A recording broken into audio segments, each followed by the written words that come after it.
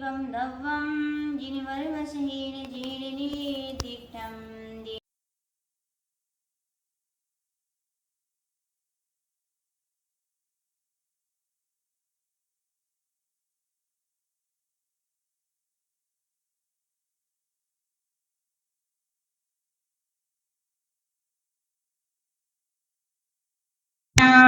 देशिकं चाजिनीश्वरं द्रव्यसङ्ग्रहसूत्राणां वृत्तिं वक्ष्ये समासतः।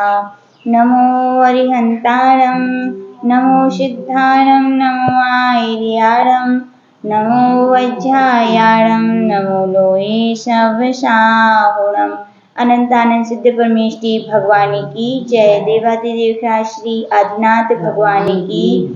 परम पूज्य आचार्य श्री श्री नेमीचंद जी सिद्धांति देव महामुनि राज की। परम पूज्य गुरुनानक गुरुदेव आचार्य श्री श्री विमल सागर जी महामुनि राज की।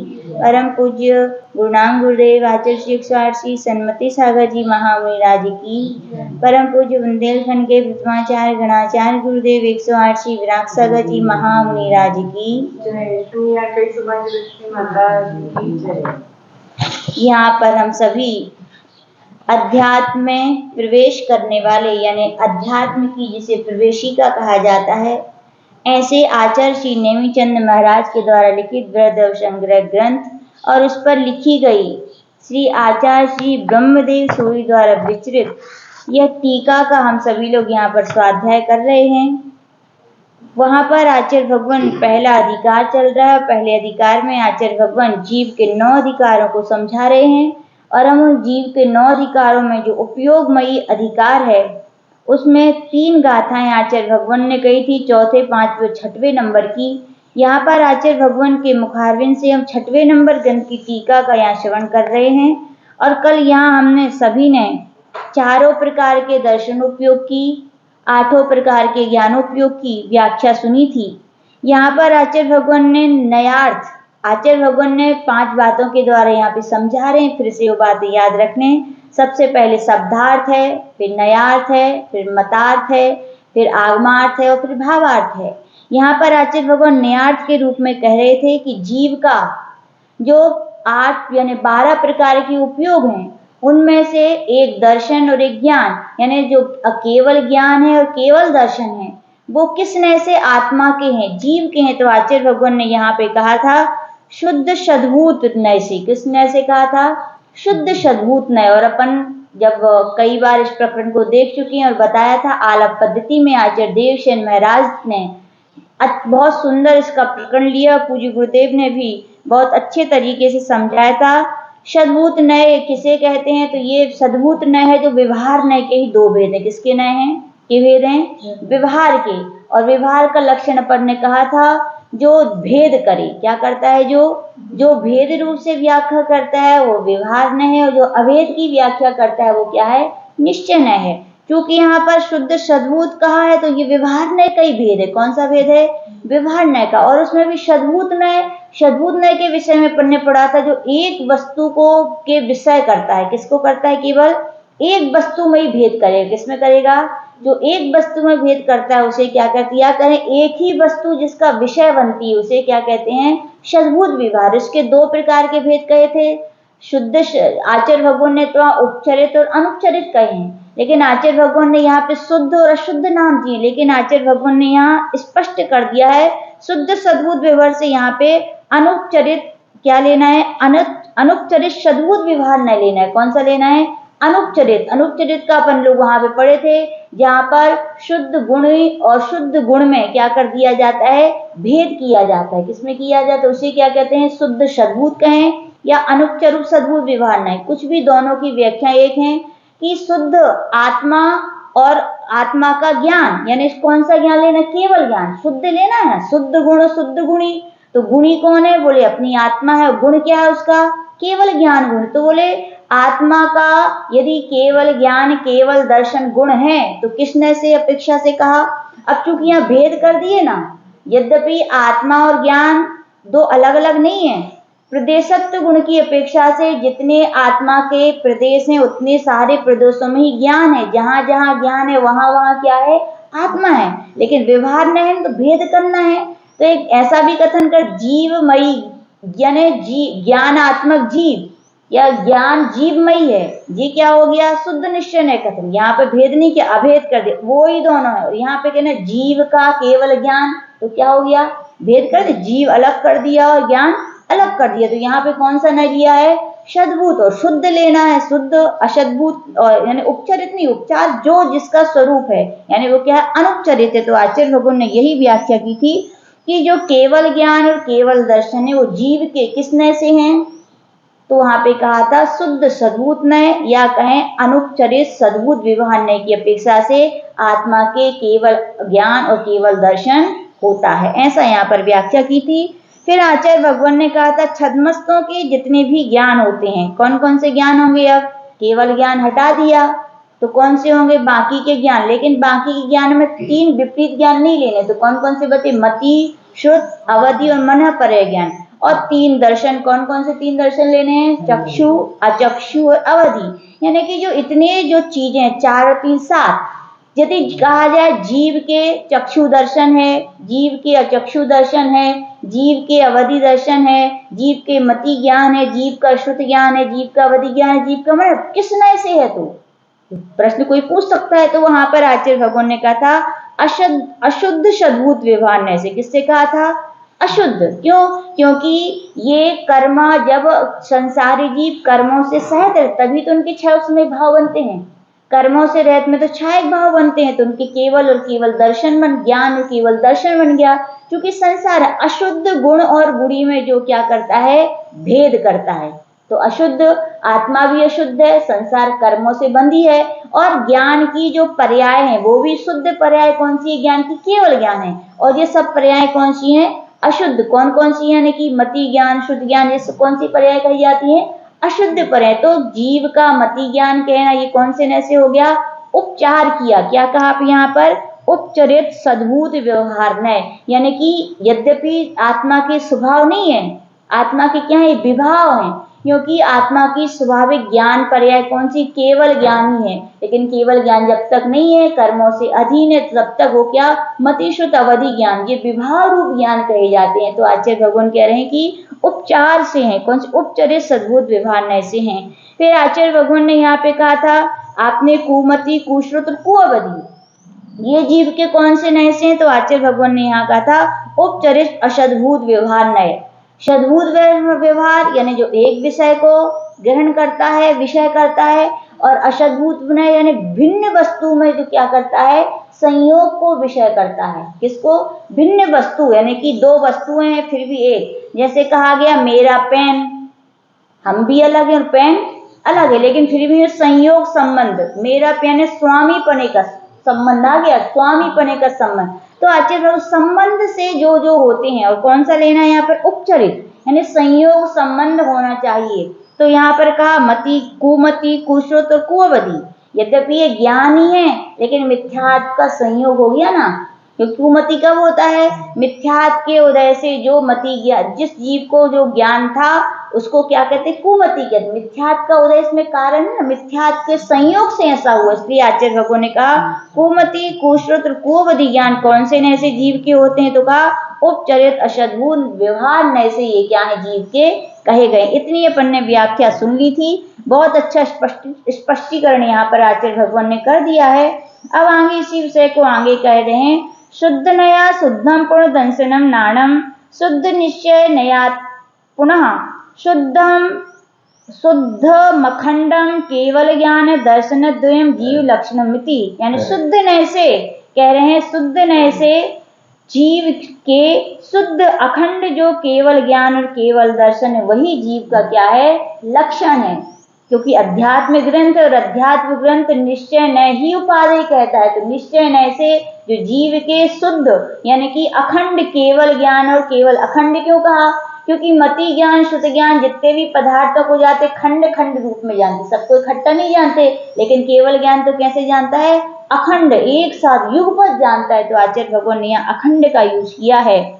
आचार्य भगवान और आगे खुलासा करें, किंच ज्ञान दर्शनोपयोग विवक्षाया मुपयोग शब्देन विवक्षतार्थ परिचिति लक्षणोर्थ ग्रहण व्यापारो गृह्यते। यहाँ बहुत अच्छी व्याख्या आचार्य भगवान कर रहे हैं, क्योंकि अपन ने दो प्रकार का उपयोग सुनने में आता है। एक तो जीव का लक्षणात्मक उपयोग है और एक चारित्रात्मक अनुष्ठात्मक, जिसको अपन कहते हैं शुद्धोपयोग, शुभोपयोग, अशुभोपयोग। ये उपयोग अलग हैं और यहाँ पर ज्ञानोपयोग, दर्शनोपयोग क्या है, अलग है। तो दोनों में क्या अंतर है? तो आचार्य भगवान यहाँ पर कह रहे हैं कि यहाँ पर आचार्य भगवान ने बताया कि यहाँ ज्ञान दर्शन रूप उपयोग की विवक्षा में उपयोग शब्द से कथन करने को अभिमत जो पदार्थ है, उस पदार्थ के ज्ञान रूप वस्तु के ग्रहण रूप व्यापार का ग्रहण किया जाता है। यानी कि जो ज्ञान उपयोग, दर्शन उपयोग से उसे क्या लेना है? तो अपन ने बताया था लब्धि।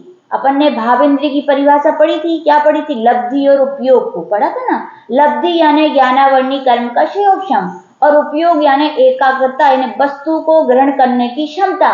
वहां पे कहा गया था कितना भी क्षयोक्षम हो लेकिन उपयोग ना लगाए व्यक्ति, तो उसे वस्तु की ज्ञान होता है क्या? नहीं होता। अपन यहाँ बैठे हैं, बहुत अध्ययन में लगे हुए हैं, अच्छे से पढ़ रहे हैं, बहुत उपयोग लगा, कोई यहाँ से निकल जाए और अपन से पूछे क्यों भैया वो निकले थे क्या?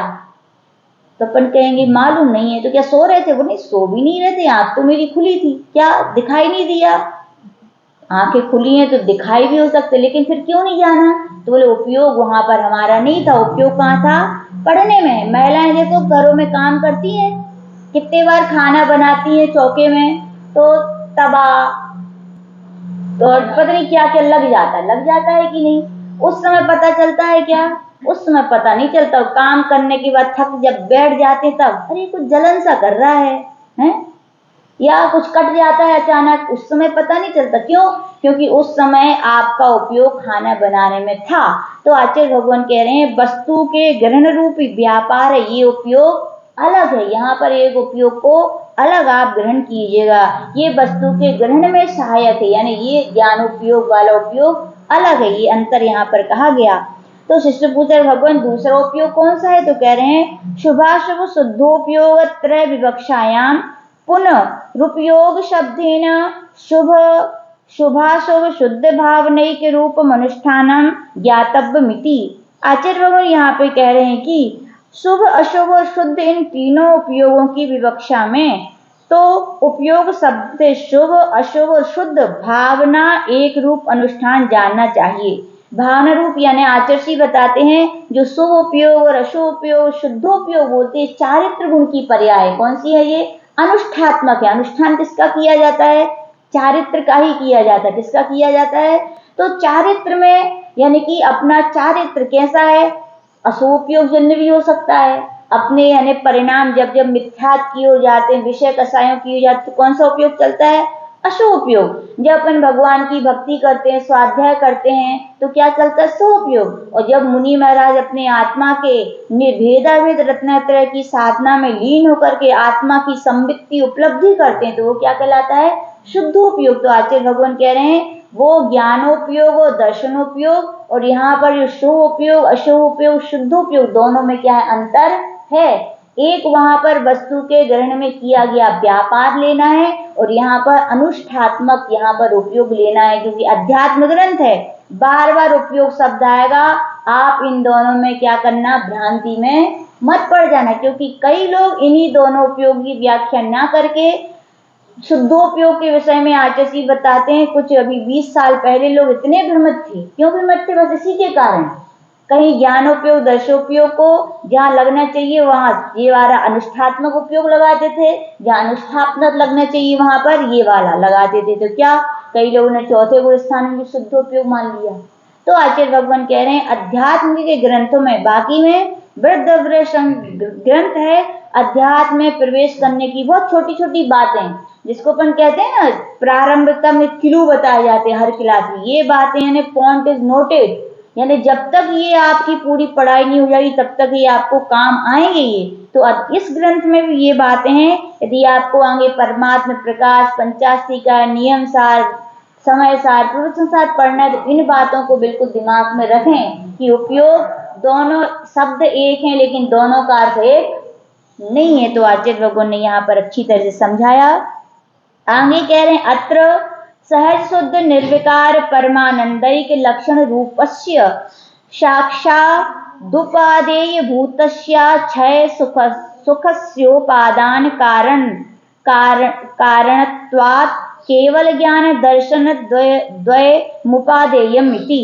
अब आचार्य भगवान यहाँ पे कह रहे हैं कि जो शुद्ध सहज का अर्थ हमने कई बार बता चुके, सहज यानी उपाधि से रह, जो अपना क्या है सहज स्वभाव है। अग्नि का सहजता क्या है? गर्माहट। जल में सहजता क्या है? शीतलता।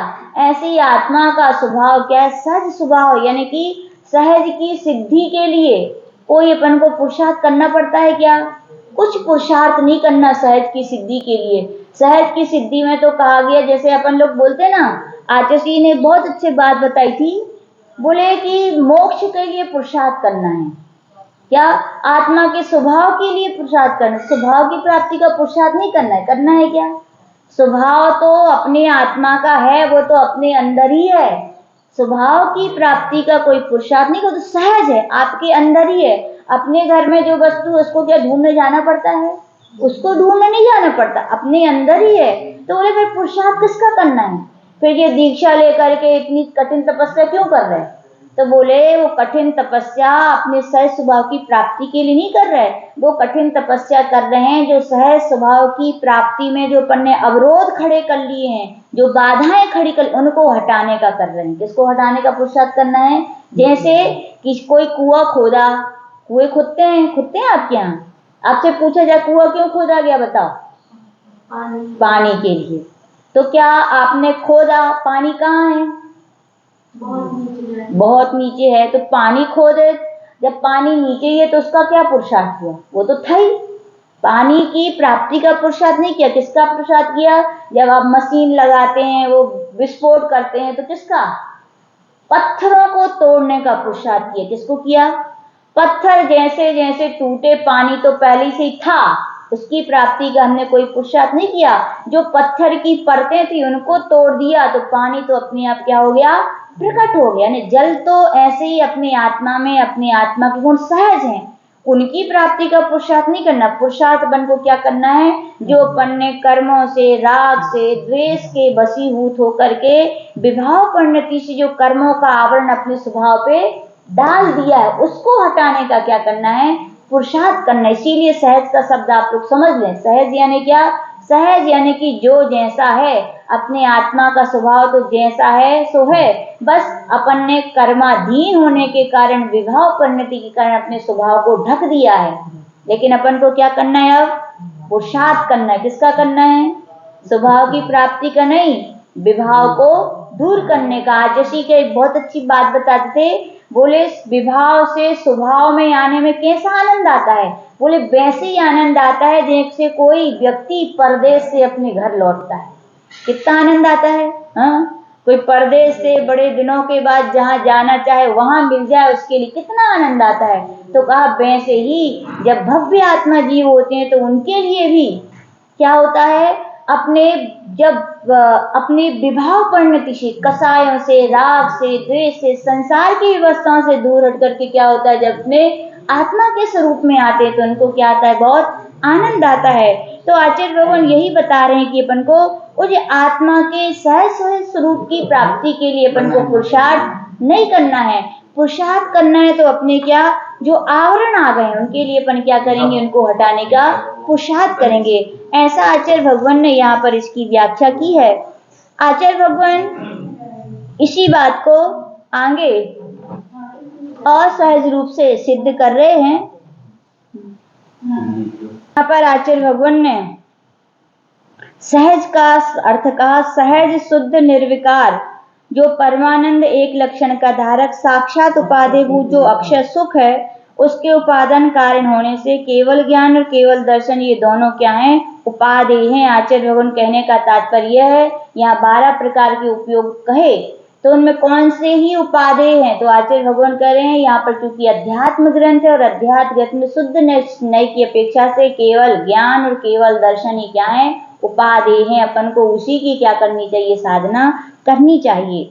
आगे आचार्य भगवान के एवं न्यायिकम प्रति गुण गुणी भेदई कांत निराकरणार्थ मुपयोग व्याख्याने गाथा त्रयम गतम। ये यहाँ पर मतार्थ शुरू हो रहा है, भावार्थ हो गया। अब क्या कह रहे हैं, मतार्थ।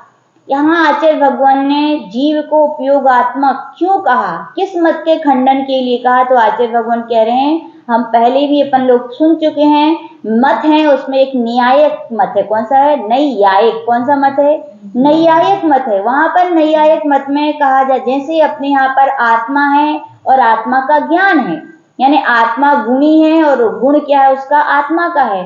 तो आत्मा का ज्ञान और गुणी क्या है, कथनचित भिन्न और कथनचित अभिन्न है। जैसा कि आचार्य अकलिंग देव भगवान ने अपने स्वरूप संबोधन ग्रंथ में कहा है, ज्ञानाद भिन्नो न च भिन्नो भिन्ना भिन्ना कथंचन ज्ञानम पूर्वा परिभूतम स्वयमात्मेति कीर्तितः। यानी आत्मा क्या है, आत्मा से जो ज्ञान है आत्मा का, भिन्न सर्वथा भिन्न भी नहीं है, सर्वथा अभिन्न भी नहीं है। कथनचित भिन्न और कथनचित अभिन्न है, यानी कि दोनों अनेकांत क्या करता है, दोनों को लेकर चलता है, भिन्न भी है और अभिन्न भी है। तो आचार्य भगवान अपन ये भी सीख ले, किसकी अपेक्षा से भिन्न है, किसकी अपेक्षा से अभिन्न है, तो करे ज्ञान और आत्मा में प्रदेशत्व गुण की अपेक्षा से क्या है, दोनों अभिन्न है। जितने जितने आत्मा के प्रदेश हैं उतना उतना ज्ञान है, और जितना जितना जहां जहां ज्ञान है वहां वहां आत्मा है। तो क्या आत्मा के प्रदेशत्व गुण की अपेक्षा से आत्मा और ज्ञान क्या है, अभिन्न है, लेकिन भिन्न भी है। तो किसने की अपेक्षा से है, तो आचार्य भगवान कह रहे संज्ञा, संख्या, प्रयोजन और लक्षण आदि इन बातों की अपेक्षा से दोनों में क्या है, अंतर है। जैसे आत्मा किसे कहते हैं, जिसमें चेतना पर, लेकिन ज्ञान किसे कहते हैं, जिसके द्वारा जाना जाता है। संख्या अलग अलग, शब्द भी अलग अलग है, आत्मा संज्ञा अलग है, ज्ञान संज्ञा अलग है, आत्मा का प्रयोजन अलग है, ज्ञान का प्रयोजन अलग है। तो आचार्य भगवान कह रहे इन कथनचित कुछ कुछ मतलब पदार्थों की व्याख्या के अनुसार दोनों में क्या है, भेद है, क्या है, लेकिन सर्वथा भेद नहीं है। क्या है, तो क्या कह रहे हैं कि आत्मा से ज्ञान ना सर्वथा भिन्न है ना अभिन्न है, कथनचित भिन्न और कथनचित अभिन्न है। लेकिन न्यायिक मत वाले हैं, वो क्या मानते हैं, आत्मा से ज्ञान को सर्वथा भिन्न मानते हैं। क्या मानते हैं, आत्मा अलग है और ज्ञान अलग है। बताओ, यदि आपसे कहा जाए ये अग्नि है और इसमें लेकिन उष्णता इसकी अलग अलग है, तो कोई अग्नि अग्नि रहेगी क्या? अग्नि तो वो ही है जो जला है, जिसमें उष्णता हो। तो आचार्य भगवान कह रहे भैया ऐसा कभी हो नहीं सकता है कि आत्मा के द्रव्य के गुण उससे अलग अलग रहे, द्रव्य के गुण उससे अलग अलग नहीं होते हैं। आचार्य भगवान यहाँ न्यायिक मत के, अपन जब न्याय के ग्रंथ पढ़ते हैं तो न्यायिक मत में कहा जाता है ज्ञान कैसे होता है, तो बोले आत्मा से नहीं होता। वो न्यायिक मत वाले क्या बोलते हैं, सन्निकर्ष से क्या होता है, ज्ञान होता है। किससे होता है, सन्निकर्ष यानी क्या, तो वहां पे कहा गया विषय और विषय के सन्निपात होने को सन्निकर्ष कहते हैं। यानी कि सन्निकर्ष यानी भिड़ंत, भिड़ंत कहें, जैसे अपन ने ऐसा किया तो स्पर्श का ज्ञान हुआ, चखा तो रसना का ज्ञान हुआ, कानों से टकराए, बोलो ऐसा मत, बोले इंद्रियां और पदार्थ की भिड़ंत ना हो तो बोले ज्ञान नहीं होता। क्या नहीं होता, लेकिन क्या ये बात सही है? सर्वथा बात सही नहीं है। स्पर्शन इंद्रिय की मान लेते भिड़ंत होती है, रसना इंद्रिय की भिड़ंत होती है, कथनचित घ्राण इंद्रिय की भी होती है, श्रोत, लेकिन चक्षु की भिड़ंत होती है क्या, बताओ? क्या आंखें जाके किसी दीवार से टकराती हैं क्या? यदि कहा जाए तो फिर तो दीवार का ज्ञान नहीं होना चाहिए, होना चाहिए क्या, नहीं होना चाहिए। तो आचार्य भगवान कह रहे हैं विषय और विषय के सन्निपात होने से ज्ञान उत्पन्न नहीं होता। क्यों? इंद्रियां क्या है, पुद्गलिक हैं। क्या है इंद्रियां? पौद्गलिक हैं। और वस्तु भी जो दिख रही वो भी क्या है, पौद्गलिक है। पौद्गलिक के पौद्गलिक से भिड़ंत से क्या ज्ञान की उत्पत्ति होती है क्या? इंद्रियां यानी कि जड़ है, जड़ यानी अज्ञान है, और जो पदार्थ है वो भी अज्ञान है। अज्ञान से कभी तक जिन चीजों में यानी कि ज्ञान नहीं पाया जाता उनसे ज्ञान की उत्पत्ति होती है क्या? कभी नहीं होती। क्या इसमें ज्ञान है क्या? इनकी भिड़ंत से क्या ज्ञान होगा? तो आचार्य भगवान ने यहाँ पर न्याय के बहुत अच्छी कहा है कि उन्होंने बहुत सारे प्रमाण दिए कि वे इंद्रियां तो अचेतन है। कैसी हैं? अचेतन है। जब इंद्रियां भी अचेतन है और घट आदि पदार्थ भी अचेतन है, तो उन दोनों का सन्निकर्ष रूप संबंध भी कैसा होगा? अचेतन ही होना चाहिए। और अचेतन का गुण ज्ञान नहीं है, ज्ञान तो किसका गुण है? चेतन का है। तो बोले चेतन में ही पाया जाता है, अचेतन से कभी ज्ञान की उत्पत्ति नहीं हो सकती। दूसरा यहाँ पर आचार्य भगवान ने वही उदाहरण दिया कि शेष इंद्रियां तो ठीक है, लेकिन चक्षु जो इंद्रिय अपराग प्रकार यानी उसकी भ्रंत नहीं होती, फिर भी वस्तुओं का क्या होता है, ज्ञान होता है। यदि भ्रंत कहोगे फिर अपने लिए तो चंद्रमा का ज्ञान होगा क्या? कौन सी आग जाके वहां भिड़ रही है, यह दूरवर्ती वस्तुओं का ज्ञान नहीं होगा। तो आचार्य भगवान कह रहे हैं और तो और यदि ऐसा कहते हो अपन ने अंजन लगाया, यदि भिड़ंत कहते हो तो एक आंख से दूसरी आंख की भिड़ंत हुई तो फिर अंजन का ज्ञान नहीं होना चाहिए आपको। तो बोल रहे हैं ऐसे बहुत सारे उदाहरण दिए। फिर आचार्य भगवान कह रहे हैं सन्निकर्ष को प्रमाण मानने पर संशय आदि को भी प्रमाण मानना पड़ेगा, क्योंकि सन्निकर्ष वहां भी पाए जाते। संशय अपने आप पे संशय, अनवदशाय और विपर्यय, ये तीन मिथ्या ज्ञान कहे हैं और मिथ्या ज्ञान से कभी सच्चे ज्ञान की प्राप्ति नहीं होती है। तो आचार्य भगवान कह रहे हैं सन्निकर्ष भी उन्हीं की कोटि में आता है, फिर तो उनसे ज्ञान की सिद्धि हो ही नहीं सकती है। आगे कह रहे हैं कि यदि आप कहते हो सन्निकर्ष से ही, भिड़ंत से ही ज्ञान होता है, तो सूक्ष्म में बहुत सारे पदार्थ हैं, कर्म हैं, कर्मों की दिख रहे हैं क्या आपको? बताओ कर्मों का, लेकिन क्या भिड़ंत नहीं हो रही? भिड़ंत तो हो रही है। स्पर्शन इंद्री की भिड़ंत हो रही, रसना इंद्री की, सबकी भिड़ंत हो रही, लेकिन उनका ज्ञान हमें, कर्म हमें नहीं ज्ञान हो रहा उनका। फिर कह रहे अंतरित, अंतरित यानी कि जो हमारे दादा परदादा हैं अपने लिए दिख रहे क्या? नहीं दिख रहे तो क्या नहीं थे क्या? यदि कहो नहीं थे आपके पापा के पापा के पापा, तो तुम कहां से आए? भले वो नहीं है आचार्य भगवान कह रहे, लेकिन उनका ज्ञान तो है। यानी कि इंद्रियां भले उनको नहीं देख रही, लेकिन उनका अस्तित्व है कि नहीं है? कौन सिद्ध कर रहा है? बोले आप सिद्ध कर रहे हो। यहाँ पे आचार्य भगवान दूरवर्ती, दूरवर्ती स्वर्ग नरक हैं, अब आपको तो नहीं दिख रहे हैं कि नहीं है? हैं। यदि नहीं होते, ये तो आज व्यक्ति ये पाप कर रहे हैं तो वहां की सजा काटने के कहाँ जाता? ये पुण्य कर रहे हैं फिर उसके फल भोगने स्वर्ग नहीं होते तो कहाँ जाता? तो आचार्य भगवान कह रहे हैं कि ऐसे सूक्ष्म अंतरिक्ष दूरवर्ती और चेतन पदार्थों का ज्ञान नहीं हो सकता, क्योंकि उनका इंद्रियों के साथ भिड़ंत सन्निकर्ष हो ही नहीं रहा है। कहाँ इंद्रियां उसको कर रही हैं? फिर आगे कह रहे हैं सन्निकर्ष को प्रमाण मानने पर कोई भी सर्वज्ञ सिद्ध नहीं हो सकेगा, क्योंकि त्रिलोक और त्रिकालवर्ती पदार्थों के साथ इंद्रियों का सन्निकर्ष नहीं होता। बोले सर्वज्ञ तो तीनों लोकों के, तीनों कालों की, हर द्रव्य की, हर एक अनंत पर्यायों को एक साथ जान रहे हैं। जान रहे हैं कि नहीं? यदि तुम इंद्रियों से ही भिड़ंत से ज्ञान होता है तो इंद्रियां तो ये भी नहीं जान रही मैं पीछे क्या है, तो तीनों लोगों के पदार्थ कहाँ जान? बोले यदि सन्निकर्ष यदि आप मानते हो तो बोले फिर सर्वज्ञ भी सिद्ध नहीं हो पाएंगे। तो यहाँ पर आचार्य भगवान कह रहे हैं न्यायिक मत वालों से कि भैया आपने जो कहा है कि क्या कहा है कि ज्ञान सर्वथा आत्मा से क्या है? भिन्न है। ये आपका कथन क्या है? गलत है। सर्वथा भिन्न नहीं है, कथनचित भिन्न कहो। क्या कहो? ही मत कहो, भी कहो। क्या कहो? ही कहोगे तो एकांत आ जाएगा और भी कहोगे तो अनेकांत।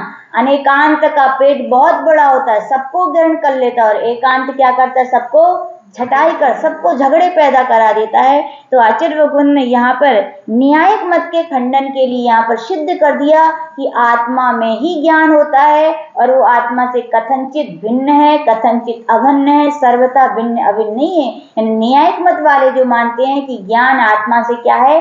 अलग है, वो आत्मा से नहीं होता, पर पदार्थों के भिड़ंत से, सन्निकर्ष से होता है, तो उनके मत का यहाँ पे क्या हो जाता है? खंडन हो जाता है। तो इस प्रकार से आचार्य भगवान ने न्यायिक मत के खंडन को लेकर के जो जीव का लक्षण उपयोगात्मक का है उसकी यहाँ पर क्या होती है? सिद्धि होती है। इससे क्या होता है? अपन को अपने भगवान की वाणी के प्रति अगाध श्रद्धा होती है। दूसरों का मत का खंडन किया इसलिए वो नहीं कि अपने भगवान ने जो बातें कही वो क्या अकाट्य हैं, अबाधित हैं, उसको किसी भी नए प्रमाण युक्ति से खंडित नहीं। देखो उनके नए के मत को तो अपन ने खंडित कर दिया, लेकिन किसी में इतनी ताकत नहीं है कि भगवान जिनेंद्र भगवान के जो आगम के जो वाक्य उनका क्या करें? खंडन ना नहीं कर सकते। यानी कि इससे अपन को क्या बड़ा गौरव होना चाहिए कि अपना जन्म कहाँ हुआ है? ऐसे धर्म, ऐसे दर्शन में हुआ है जहाँ भगवान महावीर के पहले अनंत अनंत तीर्थंकर हो चुके और होने वाले हैं, जो सत्य की कसौटी पर कसी हुई बात को कहते हैं, ऐसी वैसी बातें नहीं कहते। और इन बातों को केवल अपन ही नहीं, जैन ही नहीं, कोई भी दर्शन के लोग सुनते हैं। सोना तो सोना है, शुद्ध है तो दुनिया मानेगी, मानेगी कि नहीं। ऐसे ही भगवान की वाणी क्या है, युक्ति आगम से अविरोध से सहित हैं कि उनके लिए कोई काट नहीं सकता। ऐसे शब्दों पर जिनवाणी सुन के अपन को जिनवाणी पर जिनेंद्र भगवान के ऊपर अगाध श्रद्धा होती है और अपनी परिणति क्या होती है, निर्मल होती है। और शील पर निर्मल परिणति से अपन अपने ज्ञान को और विकसित करें, इतना विकसित करें कि अपना जो स्वभाव केवल ज्ञान है वो उसकी अपन को क्या हो, प्राप्ति हो। जय बोले परम पूज्य गणाचार्य गुरुदेव विराग सागर जी महामुनि राज की।